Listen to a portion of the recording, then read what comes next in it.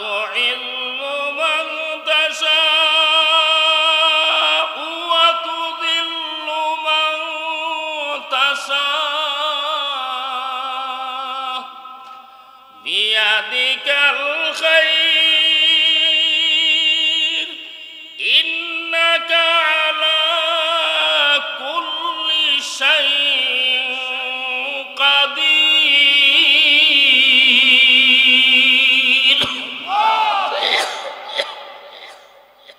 হে নবী, আপনি বলুন, আল্লাহ যাকে ইচ্ছা করে সম্মান দে, সম্মান, আর যাকে ইচ্ছা করে আল্লাহ তার কাছ থেকে সম্মান ছিনাইয়া নেয়। এই কথাটা জগৎবাসীরে কইয়া দিই। ইজ্জত সম্মান এটা কোনো মার্কেটে পাওয়া যায় না, কোনো অফিস আদালতের মধ্যে বিক্রি হয় না। ঠিক না বেঠিক? জোরে কর। ইজ্জত আল্লাহ দে, আবার ইজ্জত আল্লাহ কোন সময় কোন সময় কটা গেছে কইয়া নিত না তো। যেমন সালমান এফ রহমানি এই সূরায়ে আলে ইমরানের 26 এবং 27 নম্বর আয়াত রাসূলের কাছে কেন নাযিল হয়েছিল? নাযিল হওয়ার কারণ হইল আমরার ইসলাম ধর্মের মধ্যে সর্বপ্রথম সবচেয়ে বড় একটা যুদ্ধ হয়েছিল, এটা বদরের যুদ্ধ।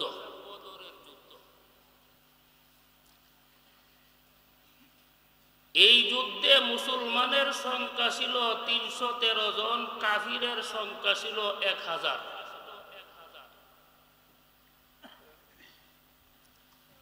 কিন্তু কাফেরের সংখ্যা 1000 হইলে কি হবে? এরা ছিল শয়তানের দল। আর 313 জন মুজাহিদ সাহাবায়ে কেরাম সংখ্যায় কম হলে কি হবে? তারা ছিল আল্লাহর দল। শয়তানের দল পরাজয় হয়, আল্লাহর দল বিজয় হয়।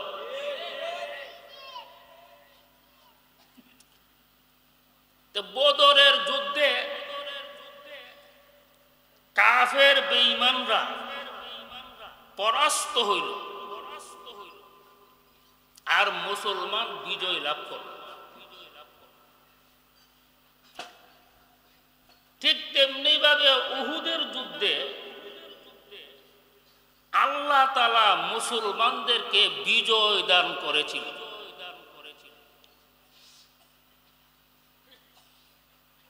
তখন ইসলামের শত্রু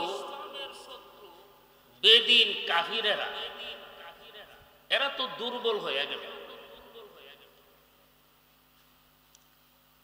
তারা কি করছে?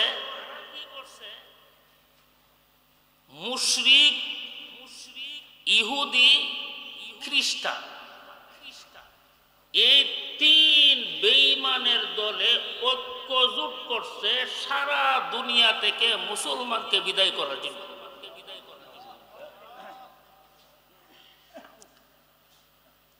মুশরিক, ইহুদি, খ্রিস্টান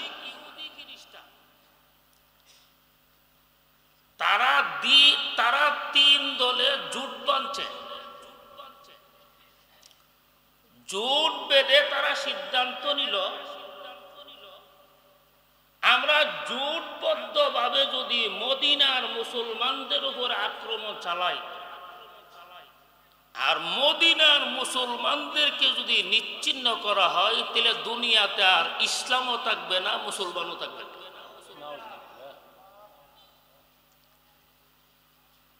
এই 3 দল জোটবদ্ধভাবে তারা মদিনার উপরে আক্রমণ করবে। এই খবর যখন আল্লাহর রাসূলের কানে গিয়ে পৌঁছল, তখন রসুল করিম সাল্লাল্লাহু আলাইহি সাল্লাম সাহাবায়ে কেরামদেরকে নিয়ে পরামর্শের মধ্যে বসলেন যে এখন কি করা যাইতে পারে। কারণ আমরা তো এক দল আর এরা হইল বহু দল। এই যুদ্ধটাকে কোরআনের ভাষায় বলা হয় জঙ্গে আহজাব, আর ইতিহাসের ভাষায় বলা হয় জঙ্গে খন্দক। রসুল যখন পরামর্শতে বসলেন তখন সালমান ফারসি রাদিয়াল্লাহু তাআলা আনহু বললেন, ইয়া রাসূলুল্লাহ, আমার খেয়াল হইল মদিনার বর্ডার থেকে একটু দূরে বিরাট বড় এবং গভীর পরিখা যদি খনন করি, গর্ত যদি খনন করি, আর গর্তটা খনন করতে হবে এমন গভীর এমন লম্বা যাতে শত্রুরা এই গর্ত অতিক্রম করে আমরার উপর আক্রমণ না করতে পারে। রসুল সালমান ফারসি রাদিয়াল্লাহু তাআলা আনহুর খেয়ালকে গ্রহণ করলেন। সাহাবাদেরকে বললেন, অতি তাড়াতাড়ি গর্ত খনন করো। কেমনে করবা? প্রতি 10 জনে 40 হাত গর্ত খনন করতে হবে। সাহাবায়ে কেরাম রসুলের নির্দেশ পাইয়া গর্ত খনন করার কাজ আরম্ভ করলো। রসুল নিজেও একটা কোদাল নিয়ে এই কাজের মধ্যে অংশগ্রহণ করল। আমরা দেশে যারা রাজনীতি করে এরা দলের নিরীহ মানুষগুলির আন্দোলন ভাড়ায় দেওয়ার নেতারা এসির তলে বয়া বয়া ঘুমা। এই কারণে আমরা দেশের রাজনীতির এই অবস্থা। রসুল করিম সাল্লাল্লাহু আলাইহি সাল্লাম উনি নিজেও গর্ত খনন করার কাজের মধ্যে অংশগ্রহণ করলেন।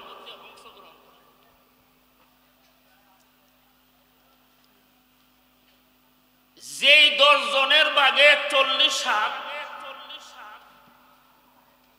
এক দলে গাঁথা খনন করতে যাইয়া দেখে বিরাট বড় একটা পাথর। 10 জনে সম্মিলিত ভাবে চেষ্টা করছে, এই পাথরটা ভাঙতে পারছে না। এখন পাথর যদি না ভাঙা যায় গর্ত খনন করা যাবে না। তখন সালমান ফারসি রাদিয়াল্লাহু তাআলা আনহু রাসূলের কাছে গিয়া বললেন, ইয়া রাসূলুল্লাহ, এমন বিরাট বড় পাথর পড়ছে, এই পাথর আমরা 10 জনে মিলেও ভাঙতে পারি নাই। এই সমস্যার সমাধান কিভাবে করা সম্ভব? তখন নবী নিজে একটা কোদাল হাতে নিয়ে সেখানে গেলেন, গিয়া এই পাথরটাকে ভেঙ্গে চুরমার করে দিলেন। যেই পাথর 10 জনে মিলে ভাঙতে পারলো না, এই পাথরটা রসুল একা ভেঙ্গে চুরমার করে দিছে।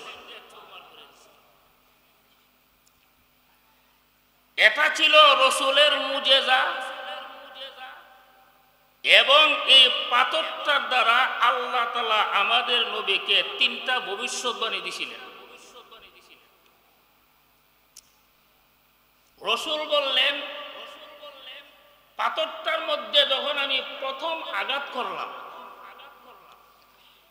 আঘাতের সাথে সাথে একটা অগ্নি স্ফুলিঙ্গ,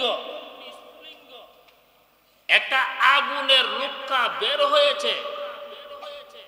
এই আগুনের আলোতে আমি হীরা এবং ফারস্যের রাজ প্রাসাদগুলো দেখছি।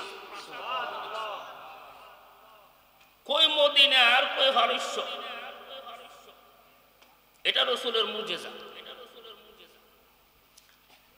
দ্বিতীয়বার যখন আঘাত করলাম, আরেকটা অগ্নিস্ফুলিঙ্গ বের হইল।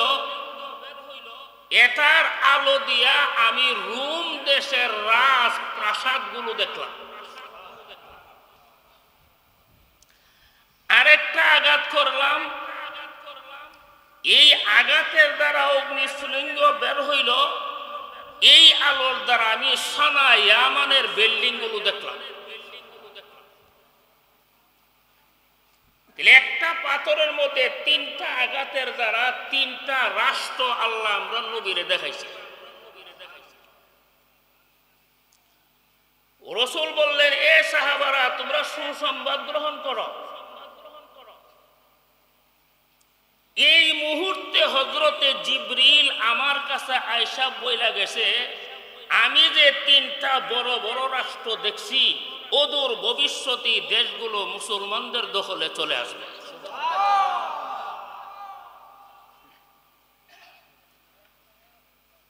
নবী যখন এই কথাটা বললেন, নবীর সাথে যারা মুনাফিক ছিল, এরা মুসলমানদেরকে ঠাট্টা মস্কারি করতে শুরু করল।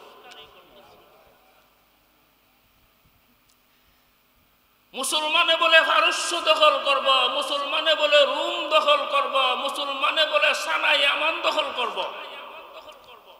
অথচ শত্রুদের হাত থেকে জান বাঁচাইবার লাগি গাথা করতেছে, পেশাব পায়খানা করণের সময় নাই। এমন দুর্বল মানুষ বলে পারস্য দখল করব, রোম দখল করব, সানা ইয়ামান দখল করব, এটা মুহাম্মদের কথা। এইভাবে মুনাফিকের দল দুর্বল মুসলমানদেরকে টিটকারি মস্কারি ঠাট্টা বিদ্রুপ করতে শুরু করে। এরা নিজের গান বাঁচাইতে না, রোম দখল করবো কেমনে? মুসলমানের দল নিজের গান বাঁচাইতে পারে না, পারস্য দখল করবো কেমনে? মুসলমানের দল নিজের গান বাঁচাইতে পারে না, শাম সিরিয়া দখল করবো কেমনে? এটা যুক্তিতে আসে না। তখন আল্লাহ তাআলা সূরা আলে ইমরানের এই 2টা আয়াত রাসূলের কাছে নাজিল করলেন।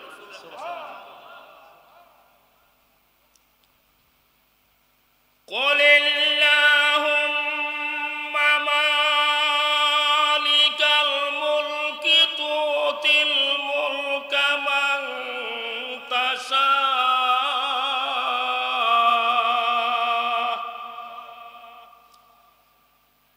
وَتَنزِعُ الْمُلْكَ مِمَّن تَشَاءُ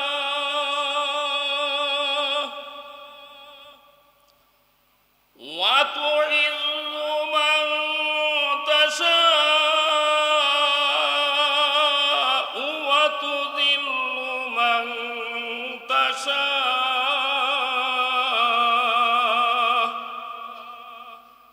بِيَدِكَ الْخَيْرُ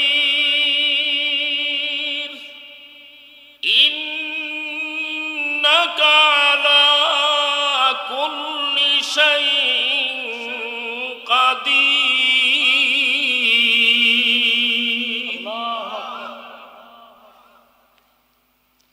আল্লাহ বলেন, হে রাসূল, আপনি বলুন জগৎবাসীকে, সাম্রাজ্যের মালিক একমাত্র আল্লাহ।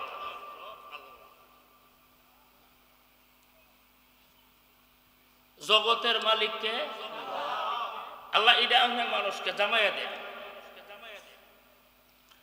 তাম জগতের মালিক একমাত্র আল্লাহ। এবং আরো জানাইয়া দেন, আপনি দোয়া করেন, তুতিল মুলকা মান তাশা, হে আল্লাহ, তুমি যাকে ইচ্ছা করো তারে রাজ্য দাও, যাকে ইচ্ছা করো তার কাছ থেকে রাজ্য ছিনাইয়া নাও। তুমি যাকে ইচ্ছা করো সম্মান দান করো, তুমি যাকে ইচ্ছা করো তারে অপমান করো।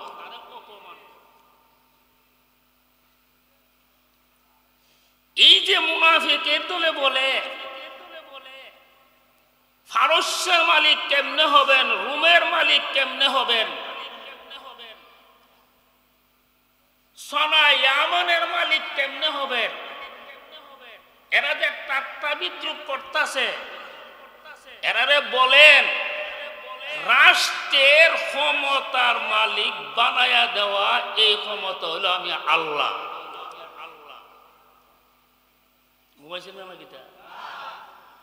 আল্লাহ যাকে ইচ্ছা করে রাজ্য দে, আল্লাহ যাকে ইচ্ছা করে রাজ্য নে কইলে হইতো না, সিনাইয়া নে।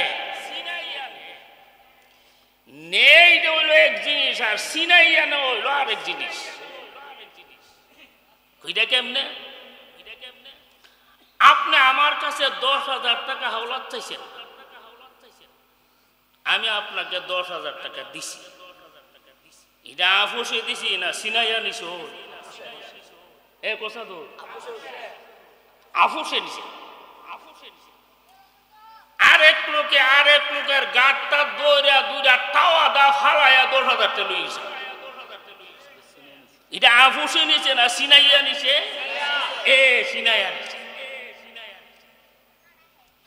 আল্লাহ যাকে ইচ্ছা করে রাজত্ব দে, যাকে ইচ্ছা করে তার কাছ থেকে রাজত্ব সিনাইয়া নে। সিনাইয়া এমন ভাবে সিনাইয়া নে জনগণে বলবারও টাইম থাকে না। ঠিক নিতে পারতি যা জনগণের কাছ থেকে বিদায় নেওয়ার সময় নাই, দুইটা কথা বলবার সময় নাই, নিজের প্রয়োজনীয় কাপড়গুলি লইয়া যাইবার সময় নাই। এরাহি রাষ্ট্র নে না সিনাইয়া নে? এটা হলো সিনাইয়া নেওয়ার তফসির। সিনাইয়া নেওয়ার তফসির। আপনারা মনে করেন নির্বাচনের মাধ্যমে ক্ষমতা পায়, মানুষ ভোট বেশি দিলে ক্ষমতা পায়, ভোট না দিলে ক্ষমতা পায়। আর আল্লাহ কতর ধারণা ভুল। ক্ষমতা দেই আমি আল্লাহ, ক্ষমতা সিনাইয়া নেই আমি আল্লাহ। ঠিক না? মিটিং জোরে গো। আচ্ছা, আল্লাহ যখন ক্ষমতা সিনাইয়া নেই, এটাই আপনারা বুঝাইবার আর কোনো বাকি আছে? আপনারা বুঝছেন তো? আলহামদুলিল্লাহ। না এটা তফসির করুন লাগবো। সিনাইয়া যে কেমনে নেই? অনেক হুজুর আপনারা দোয়া দি লাগে না বলে তোরে ফেরেতে ধরছে, দোয়া লাগে না কেমনে? হযরতে মূসা আলাইহিস সালাম আল্লাহর কাছে দোয়া করলেন, আল্লাহ জালেম ফেরাউনকে ধ্বংস করো। আল্লাহ বললেন, হে মূসা তোমার দোয়া কবুল হয়ে গেছে। কবুল করব না কবুল করে লাইছে? কিন্তু জালেম ফেরাউন তো মরে না। মূসা নবী কো তাইনি দিয়ে আমার কইল, তাইন কেডা? আল্লাহ।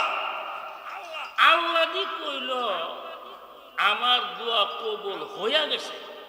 হয়ে গেলে হেদি মরে না, দোয়া কবুল ওইসে কেমন? আল্লাহ গো মূসা তোমার দোয়া কবুল হয়েছে। আল্লাহর কত বিশ্বাস করুন জীব, দোয়া কবুল হয়ে গেল গা। এবার হে দিয়ে ফাড়া যেমন বেড়া আটতাছে দে একটা রং সাথে হে দি মরে না। 40 বছর পরে জালেম ফেরাউন আল্লাহ ধ্বংস করছে। দোয়া কবুল করছে 40 বছর আগে, আর এই দোয়া বাস্তবায়িত করছে আল্লাহ 40 বছর পরে। মূসা নবীর দোয়াটা তো আল্লাহ কবুল করছে 40 বছর পরে, আমরার দোয়া কবুল করে নিয়েছে 15 বছরের মৃত্যু। ঠিক নেও? আমি কইলাম কই রে বক্তাছি না, আমি কই সমালোচনা করতেছি। ওই সমালোচনা করেন আমার দরকার আছে? দোয়া কবুলের কথা কইতাছি। দোয়া যে কেমনে কবুল? মূসা নবীর দোয়া কবুল হয়েছে 40 বছর পরে, আর আমরা দোয়া কবুল হয়েছে 15 বছরের মাথা। তো দোয়া বুঝি কবুল না? কোনদিন কোন আল্লাহওয়ালাদের বিরোধিতা করবেন না, আল্লাহওয়ালাদের পিছনে লাগবেন না। আল্লাহওয়ালা যখন আল্লাহর কাছে মামলা করে দিবে, এই মামলা আর ফিরায় আনা সম্ভব হবে না। এটার বিচার হবে দুনিয়াতে, ঠিক না বিতে? আরো জোরে ক।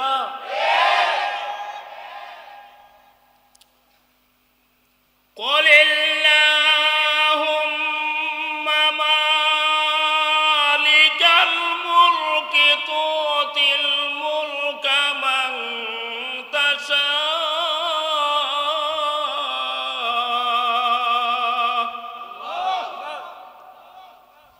وتنزع الملك ممن تشاء وتعز من تشاء وتذل من تشاء।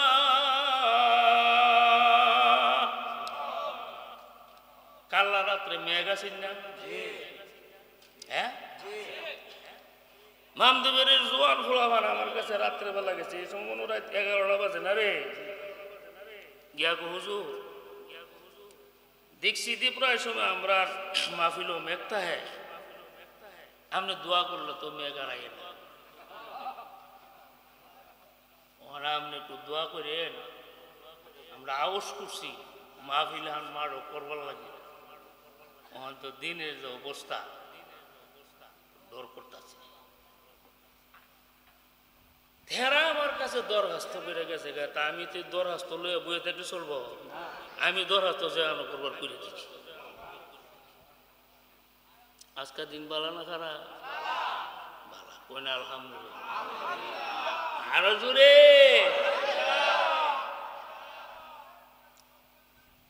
মান আদালি ওয়ালিয়ান ফাকাদ আযানতুহু বিল হারব।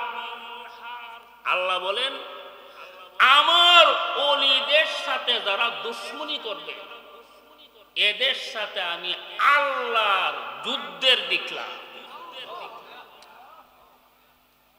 যারা ওলিদের সাথে দুশমনি করবে তাদের সাথে আল্লাহর যুদ্ধ। আচ্ছা, আল্লাহর সাথে যুদ্ধ করে কেউ টিকতে পারে? ঠিক না বেটি?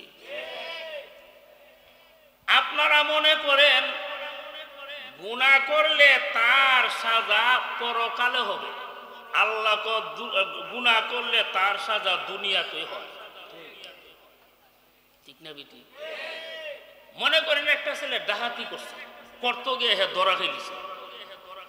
ডাহাতি করুন গুনাহ না সোয়াব? এটা সোয়াব না কিটা? সমাজের মানুষ তো ধরে লিখে, ধরে ফইল তাই একটা গোল মোড়া। আচ্ছা, এর মারলো কি লিখি? গুনাহ করছে, ডাহাতি করছে, ঠিক না? ফল্লি করতাম তাই যে বানাই দিছে, আত্মাও বাইঙ্গিয়া পুলিশে না, পুলিশের তো ধরে দিছে, পুলিশে তার 5 বছরের জেল দিছে। ওইসিনি দুনিয়ার সাজা, গুনাহ করলে দুনিয়াতে সাজা আসেনি। আরো দূরে কা। মনে করেন আমি মেরাজুল হক কাশি, যদি আপনারা আজকে খবর হয় যে হুজুরে বিডির উঠে রুচি, কথার কথা কইতেছি। আচ্ছা, যদি এই গুনাহটা প্রকাশ পায়, আমার এই মুতামিমগিরি থাকবনি, ওয়াজ থাকবনি, আমার কাছ থেকে ফানি ভরা নিবনি, কাইতন ভরা নিবনি, আমার দাওয়াত করবনি, হুজুরে গুনাহ গেল কি তুইছে? একটা গুনাহ, একটা গুনার সাজা এত। মুতামিমগিরি গেল, দাওয়াত গেল, ওয়াজ গেল, তাফসীর গেল, সম্মান গেল, মর্যাদা গেল, সালাম কালাম গেল, তাহলে দুনিয়ার সাজা, দুনিয়ার মধ্যে গুনার সাজা হয়নি? আরো জোরে ক। আপনি যদি আমাবস্যা রজনীতে সাগরের তল দেশও গুনাহ করেন, এই গুনাহটা একদিন এই গুনার সাজা আপনার ভোগ করতে হবে, ঠিক না বেটি? নাম কইতেও তো শরম করে। এই যে শেখ হাসিনা, আমি শুনছি এই মহিলা তাহাজ্জুদের নামাজ পড়ত, তসবিহ পড়ত, এরপর আপনার কোরআন শরীফ। আচ্ছা, এগুলি ভালো না খারাপ? ভালো কাজ। কিন্তু আজকে বুঝলাম এই সবগুলি করছে মানুষকে ধোঁকা দেওয়ার জন্য। এগুলি ধোঁকা দিছে। এরা তো আমরা বলে ধর্ম ব্যবসায়ী, হেরা হইল সবচেয়ে বড় ধর্ম ব্যবসায়ী। ঠিক না? নির্বাচনের আগে তকবির, নির্বাচনের আগে কোরআন শরীফ পড়ে, নির্বাচনের আগে নামাজ পড়ে, এটা বেশ ধরছে, বেশ বেশ। ঠিক না? বেশ ধরছে। আল্লাহ দরবেশগিরি ছুড়াইছে, ছুড়াইছে না? ছুড়াইছে না? বেশ যে ধরছে, আর কোন দলিল লাগবে না, আয়নার গড় একটাই যথেষ্ট। এই গড়টার ভিতরে মানুষকে যেই নির্যাতন করছে, মানুষ মানুষকে এই ধরনের নির্যাতন করতে পারে না। ঠিক না বেটি? আরো জোরে কর। ওয়াল্লাহু লা ইউহিব্বুল যালিমিন। ঠিক না বেটি? এটা হলো পাপের দুনিয়ার নগদ বিচার, আর আখিরাতের বিচার কিন্তু রিজার্ভ রয়ে গেছে। একবার হুজুর হেরা অতলা কাম করলো, পদ্মা সেতু বানাইলো, বঙ্গবন্ধুর টানেল বানাইলো, মেট্রো রেল বানাইলো, অত উন্নতি করলো, এরারই দুর্দশা হইল কেড়ে। আমি বুঝি আরে বেহুব, উজু বানাইতে লাগে 10 মিনিট, যাইতেহি 10 মিনিট লাগে। ও সুটুকরা ফাঁদ দিলি। ঠিক না বেটি? 10 মিনিটে উজুটা বানাইছে, মিসওয়াক করছে, ইচ্ছা মতো উজুটা বানায় উড়ে বেলা সুটুকরা ফাঁদ মারছে। উজু আছে না? ভেঙেছে গা? বানাইতে লাগে 10 মিনিট, যাইতে আধা সেকেন্ড তো লাগে না। উন্নতি করতে লাগে বহু বছর, এগুলি ধ্বংস করতে একটা কথাই যথেষ্ট। ঠিক না বেটি? একটা কথাই যথেষ্ট। রাজ্য দেওয়ার মালিককে আল্লাহ, আরো জোরে। নেওয়ানোর মালিককে আল্লাহ। কেমনে না নে? সিনাইয়া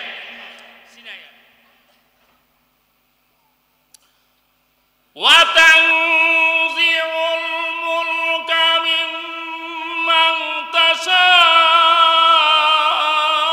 ওয়া তুইল্লু মান তাশা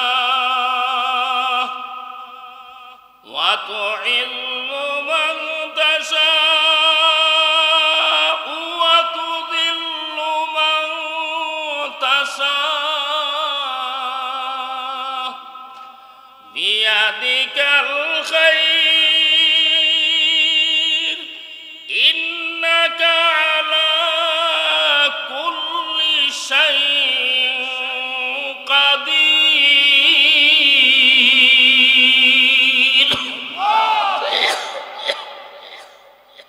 হে নবী, আপনি বলুন, আল্লাহ যাকে ইচ্ছা করে সম্মান দে, সম্মান, আর যাকে ইচ্ছা করে আল্লাহ তার কাছ থেকে সম্মান ছিনাইয়া নেয়। এই কথাটা জগৎবাসীরে কইয়া দিই। ইজ্জত সম্মান এটা কোনো মার্কেটে পাওয়া যায় না, কোনো অফিস আদালতের মধ্যে বিক্রি হয় না। ঠিক না বেঠিক? জোরে কর। ইজ্জত আল্লাহ দে, আবার ইজ্জত আল্লাহ। কোন সময় কোন সময় কটা গেছে কইয়া নিত না তো। যেমন সালমান এফ রহমান নি বেটা না, দাড়িটা কামাইয়া চেষ্টা করছে বাস্তব নিবা, ঠিক না? এইবার চেষ্টার মধ্যে কোনো ত্রুটি নেই, চেষ্টা করছে দাড়ি কামাইছে, নৌকা দিয়ে উঠছে, কিন্তু বেটা জান বাঁচাইতো। এমন একটা বুড়া লোক, একটা ভাও কবরও গেছে গা, তোর লাগি হুংরামতিটা করুন হাসছে, ঠিক না? বিদেশ করে তুই এত বড় হদের মালিক, আল্লাহর নিয়ামতের শুকরিয়া আদায় করতে, নামাজ পড়তে, আল্লাহ বিল্লাহ করতে, আল্লাহ যত ইজ্জত দিচ্ছে, এই ইজ্জত পায়া ফেরাউনের মতো রয়ে গেছিল।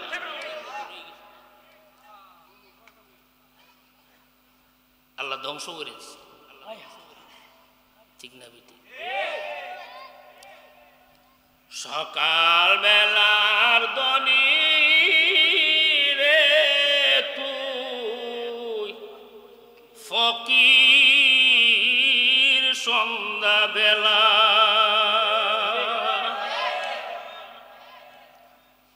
নদীর পার বাঙ্গে সে পার গর, এই তো নদীর খেলা। সকাল বেলার দনি রে তুই ফকির, সন্ধ্যা বেলা। কেন তাদের এই দুর্দশা? এরা এই দেশের আলেম ওলামাদেরকে কান্দাইছে, নীরবে আলেম ওলামারা কাঁদছে, ঠিক না বেটি? চোখের পানি ছাড়ছে, বাড়ি ঘর সাইরা বিভিন্ন এলাকার মধ্যে গিয়ে ফলাইয়া রয়েছে। আলেম ওলামাদেরকে এমন কষ্ট দিছে তারা, তাদের কষ্ট আরম্ভ হয়ে গেছে গা। আমরার কষ্টটাতে আছেন 5 মাস, এরার কষ্টটা যে কতটা লম্বা ওইটা আল্লাহ ছাড়া কেউ জানে, ঠিক না বেটি? জোরে কর, কতদিন যে লম্বা তোমরার কষ্ট ওইটা আল্লাহই জানে। ধৈর্য ধারণ করেন, সবর করেন। আল্লাহর আদালত বড় সুন্দর, আল্লাহর বিচার বড় ইনসাফের বিচার, ঠিক না বেটি? জোরে কর।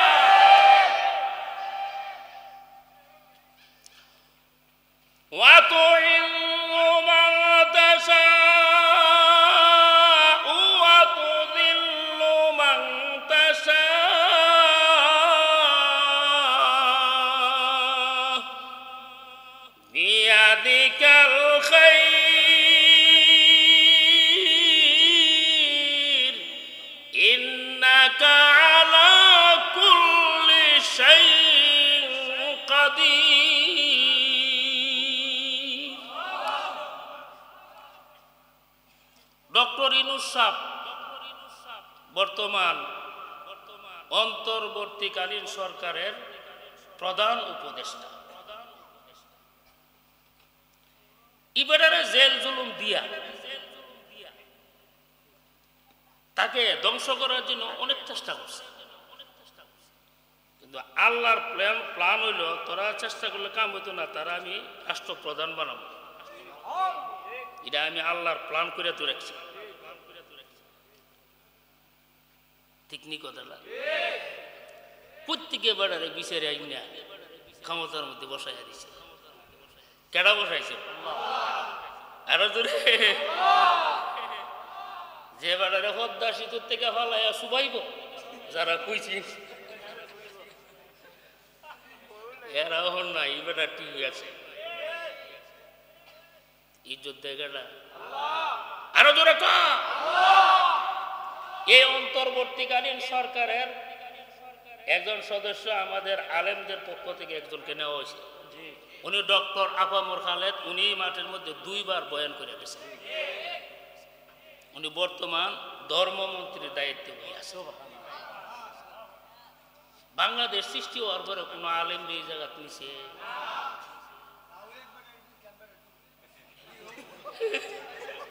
কিন্তু ডক্টর আফামুর খালেদ ধর্ম মন্ত্রণালয় বেড়া পাই দিচ্ছে। কেডা দিচ্ছে? আরো জোরে, আরো জোরে। বর্তমান অন্তর্বর্তীকালীন সরকারের প্রধানের কাছে আমরা একটা দাবি থাকবে, এই দেশটা বর্তমানে চলতেছে বিদেশিদের পয়সার দ্বারা। যদি এই দেশের ছেলেরা বিদেশ না থাকত, আমরা না খাইয়া মরলাম। কাজে এই দেশের মধ্যে যখন জনসংখ্যা বেশি, বর্তমান সরকারের একটা কাজ করা খুবই জরুরি। আমাদের এই দেশের যুবকরা ভিসা ফ্রি দিয়া ফাইকারি ভাবে এরা বিভিন্ন রাষ্ট্রের মধ্যে পাঠাইয়া দেয়। ঠিক না বেটি? সৌদি আরব, Qatar, Oman, Dubai, America, London, Japan, German, ওইগুলি রাষ্ট্রের মধ্যে আমাদের যুবকরা যখন যাবে, ইনশাল্লাহ বাংলাদেশ চলতে বিন্দু মাত্র সুবিধা হবে না। ঠিক না বেটি? বিদেশিরা সম্মান দিত, যখন বিমানবন্দরের মধ্যে আয়ে তখন বোঝা যায় যেমন বিদেশ থেকে একটা ডাহাইতেছে। এমদা ওই ফুটলার দূরে টান মারে, ও ইটা দূরে টান মারে, কষ্ট না, এরা কষ্ট দেওয়া যেত না। এদেরকে সম্মান করতে হবে, এরা আমরা দেশের সম্পদ। ঠিক না বেটি? বাংলাদেশের একটা সম্পদ হলো গ্যাস, আরেকটা সম্পদ হলো তেল। ঠিক না বেটি? আমি মনে করি তেল গ্যাসের চেয়েও সবচেয়ে বড় সম্পদ হলো এই দেশের বিদেশিরা। ঠিক না বেটি? আমরা দেশে মানুষ বেশি, আল্লাহর রহমত। মানুষগুলি ভাড়াও বিদেশ, এরা লক্ষ লক্ষ কোটি কোটি ডলার কামাই করে দেশের মধ্যে হড়াইবে। ঠিক না বেটি? জোরে কর। তাহলে ভাই ইজ্জত কে দে? ও তোমরা কুশো গেছো, তোমরা মনে মনে করতেছো যে হি বেড়া লাগানা কি হি বেড়া ইউ লেগেছি শুনতে পাচ্ছি যা আই বলছে আলহামদুলিল্লাহ, আই বলছে আমরা মাদ্রাসা খানা খাইতেছে। ঠিক আছে, এখন চারটা জিনিসের ক্ষমতা হইল আল্লাহর হাতে। কটা? রাজ্য দেওয়ান, রাজ্য সিনাইয়া নেওয়ান। কটা হয়েছে? সম্মান দেওয়ান। কটা হয়েছে? সম্মান নেওয়ান। কটা হয়েছে? আল্লাহ কই চারটা ক্ষমতা হইলে আমার হাতে, আমি যার ইচ্ছা করি তারে দেই, আমি যার ইচ্ছা করি তার কাছ থেকে সিনাইয়া নেই। ঠিক না বেটি? আরো জোরে কর। ইজ্জতের মালিকা। তা আমরা এই দেশের শিক্ষার্থীরা আন্দোলনে নামছে বৈষম্য বিরোধী আন্দোলন। ঠিক না কথাটা? এই আন্দোলনটা করতে করতে করতে করতে তখন তারা দিছে এক দফার আন্দোলন। এটা হলো শেখ হাসিনার পদক্ষেপ। ফলে কিন্তু আর এই আন্দোলন নামছেন না, নামছেন কোটা বিরোধী আন্দোলন। এই আন্দোলনটা উপরে যাইতে যেতে যেতে যেতে এক দফা আন্দোলন নিয়েছে। ঠিক না বেটি?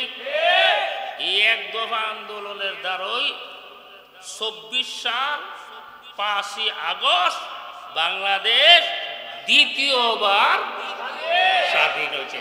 ঠিক না বেটি? এমন একটা যুগ গেছে আমরা স্বাধীনভাবে কথা বলতে পারি নাই। মাহফিলের মধ্যে গেলে হুজুরে না করে যে মাহফিল করবো কি দিতাম না।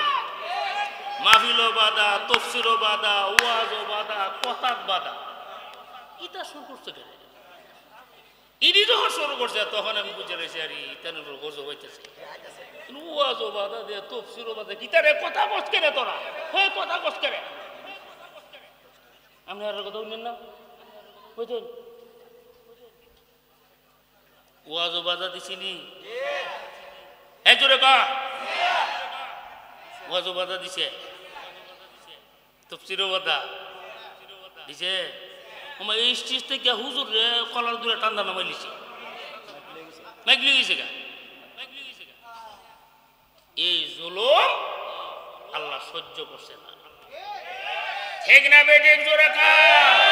তাদের এই দেশের মানুষ সাবধান হওয়া দরকার। অদূর ভবিষ্যতে যে দলই ক্ষমতার যাবে, আলেম ওলামাদের উপরে জুলুম করবে, এই সরকারের যেই দশা তোমরাও হবে সেই দশা, সেই দশা।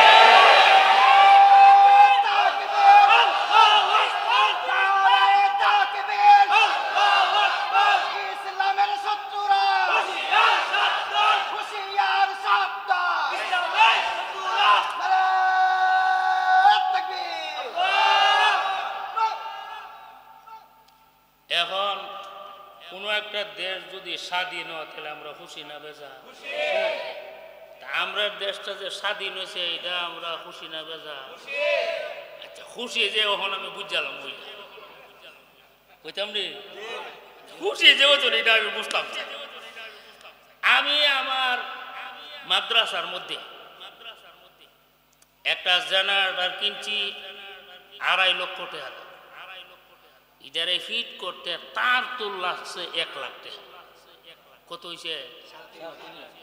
7.5 লাখ। কিছু কিছু মানুষ বুঝিন দিব হারা বাগন্তি নিজের ফোন করে ও তো মাফ চাই যারা কোচিন দিব আর গিয়েছে ও তো ভাই আমি করেছি বিপদ মন বেড়া আমার ফোন করে কারণ ফোন করতো সহজ জোর এবার ফোনটা করে বলে আমার কলিজার একটা শিবা আরে এত চেয়া চাইব ও তো আমি বিপদ করেছি 1,20,000 টাকা দিয়েছি আর সবটি হয়েছে।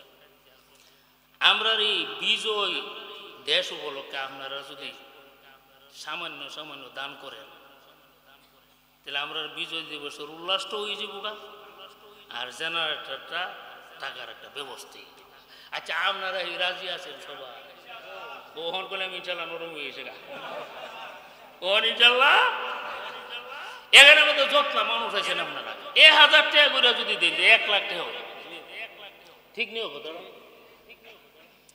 আপনারা উপস্থিত যারা আছেন সবাই শরীক থাকতে এই জেনারেটরের দ্বারা ছেলেরা লেখাপড়া করবো, কোরআন পড়বো, হাদিস পড়বো, মুসল্লিরা 5 ওয়াক্তের নামাজ পড়বো, শুধু সোয়াব আর সোয়াব। এই সোয়াবের কাজে আমরা অংশগ্রহণ করতে রাজি আছি? কেনা কেনা রাজি হাত তুলেন দিকে আল্লাহ কবুল করো। জোরে বলে না আরো জোরে বলে না আমি রাহেন লোম আপনার কাছে। হ্যাঁ আপনারা যদি মনে করেন 1,000 টাকা করে দিন আর 100 জন কত করে 1 লাখ টাকা ফইলা 1,000 টাকা কোন ভাই দিবেন কোনছেন? মাদ্রাসার জেনারেটর লাগে এ জুনাইদের বাবা গাজার না থাকবে